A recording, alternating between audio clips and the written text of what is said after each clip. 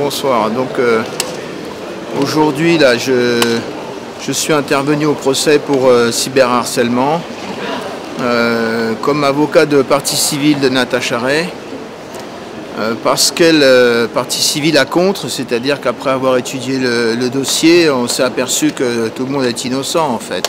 Sur le plan juridique, cette poursuite ne vaut pas grand-chose, semble-t-il. Alors l'intérêt à agir de Natacha Ray, c'est que, comme vous le savez tous, elle a été relaxée à 36 reprises par la Cour d'appel de Paris, par une décision magnifique, une décision du 10 juillet 2025. Le monde entier est informé que les consorts Jean-Michel et Brigitte Trogneux ont formé un pourvoi en cassation. Natacha Ray a constitué un avocat à la Cour de cassation qui est maître Claire Vaquet, je crois. Les consorts Trogneux et Trogneux, normalement, devaient déposer leur mémoire ampliatif pour exposer leurs moyens de cassation au plus tard le 10 août 2025, mais ils ont demandé un délai supplémentaire, on est en période de vacances. La Cour de cassation leur a fixé un délai jusqu'au 15 novembre 2025. Alors dans cette procédure, Natacha Ray a déposé le 16 octobre dernier une requête en récusation contre 4 juges de la Cour de cassation, le juge Nicolas Bonal, la juge Florence Merloz, la juge Fabienne Labrousse, parce que dans une précédente affaire, le pourvoi en cassation contre l'arrêt de la Cour d'appel de Caen du 28 juin 2023, ces 3 juges ont jeté son pourvoi en cassation à la poubelle sous prétexte qu'elle n'aurait pas signé son mémoire personnel, ce qui est complètement faux. Donc pour cette fois-ci, elle ne veut plus avoir affaire à ces 3 juges, donc le juge Nicolas Bonal, la juge Florence Merloz et la juge Fabienne Labrousse. Et puis elle a récusé aussi le premier président de la Cour de cassation, Christophe Soulard, parce que dans le précédent pourvoi en cassation, elle a demandé une autorisation spéciale au premier président de la Cour de cassation, donc Christophe Soulard. C'est une requête article 647 du Code de procédure pénale. Et ce magistrat a refusé de l'autoriser à inscrire en faux plusieurs pièces de la procédure directement devant une cour d'appel et de suspendre l'examen du pourvoi en cassation dans l'attente de la décision sur inscription de faux sur des motivations complètement grotesques, inopérantes. C'est du grand guignol. Donc elle a décidé, dans cette nouvelle procédure devant la Cour de cassation, de déposer une nouvelle requête article 647 du Code de procédure pénale pour demander au premier président de la Cour de cassation de l'autoriser à inscrire en faux directement devant une cour d'appel 3 pièces de la procédure. La procédure qui avait été initiée par Brigitte et Jean-Michel Trogneux dans le ressort de la Cour d'appel de Paris. Ces 3 pièces sont l'arrêt de la chambre de l'instruction sur des nullités de procédure, c'est encore l'ordonnance de renvoi devant le tribunal correctionnel et c'est la décision du tribunal correctionnel de Paris du 12 septembre 2024. Donc ces 3 pièces caractérisent manifestement des faux en écriture authentique parce que plusieurs mentions de ces décisions, au travers plusieurs mentions de ces décisions, les juges, chambre de l'instruction, juge d'instruction et juge de la 17e correctionnelle constatent des circonstances de fait qui sont totalement inexactes.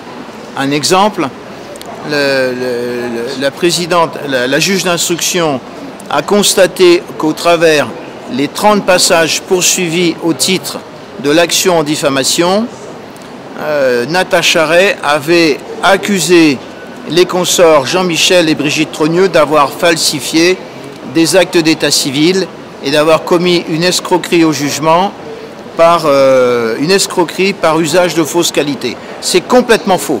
C'est du grand guignol, c'est du n'importe quoi.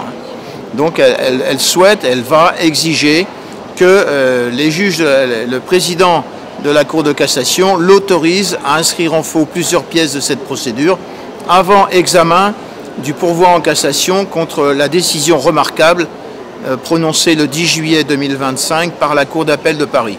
Alors nous avons, il y a 3 ou 4 jours, le 20 octobre je crois, une réponse extravagante du premier président de la Cour de cassation qui m'explique qu'on n'examinera pas la requête en récusation et la requête spéciale, article 647 du Code de procédure pénale, parce que, vous m'entendez bien, parce que Natacha Ray n'est partie à aucune procédure devant la chambre criminelle de la Cour de cassation. Voilà, voilà où on en est. Mettre une question. Alors juste une observation finale au sujet de l'arrêt de la Cour d'appel de Caen qui a frauduleusement déclaré Natacha Ray coupable de diffamation pour 7 passages qu'elle n'a jamais rendu public, et nous en avons la preuve absolue. La Cour européenne a ouvert une procédure récemment, depuis le mois d'août, depuis le 22 août 2025, et donc tôt ou tard, nous aurons une décision de la grande chambre de la Cour européenne, Natacha Ray contre la France, qui condamnera la France pour violation des articles 6, 10 et 13 de la Convention européenne.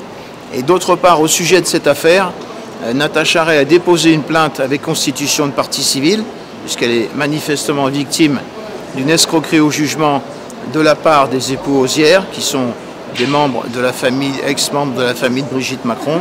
Un juge d'instruction sera désigné prochainement. Mettre une question. Oui. On a entendu le témoignage de la fille de Brigitte Macron, Oui. qui a déclaré à la barre que tous ses tweets Voilà. avaient détérioré Altéré. les conditions de vie de sa maman. Comment Exactement. vous l'analysez, ça? Ben, je pense que Tiffaine Ozière a tiré dans le dos de sa mère, puisqu'elle a expliqué que la dégradation de ses conditions de vie, de sa santé, remonte à 2021. Si j'ai bien compris, les passages qui sont poursuivis dans cette procédure, c'est, je crois, de fin 2023 et 2024. Donc, si on entend le témoignage de la propre fille de la partie civile, la prétendue partie civile, Brigitte Trogneux, eh bien, la dégradation de ses conditions de santé est antérieure à la publication des passages qui sont objets des poursuites. Donc vous ne pouvez pas croire que ces retweets aient détérioré les conditions de vie de sa maman? Eh ben non, attendez, les tweets, les passages qui sont visés par la prévention, je crois que c'est fin 2023 et essentiellement 2024. Donc sa propre fille nous dit ses conditions de vie, sa santé, etc. a été détériorée à partir de 2021. Est-ce que pour vous, on peut dire ce qu'on veut sur les réseaux sociaux aujourd'hui?